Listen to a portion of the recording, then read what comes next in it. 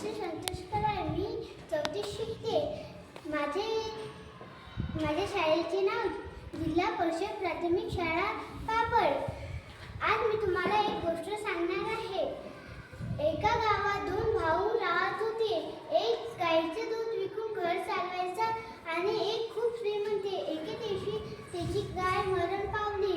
तो मग त्याच्या मोठ्या भावाकडे जमिनीतला हिस्सा मागायला गेला. तेव्हा तो म्हणे, मी देणार नाही. तो घरच्या रस्त्याने निघाला. मग त्याला एक आजोबा सापडले. ते म्हणे, हे घे जाधव जातो, याला तू ठेव आणशील, तुला ते देणार. पण बंद करायचे असेल तर याच्यावर कपडा टाकायला लागेल. मग तो घरी गेला आणि सगळं सांगितलं. मग त्याने धन पैसा सबन मागितलं आणि तसा करत तो अमीर झाला. एके दिवशी त्याचा भाऊ त्याच्या घरी आला.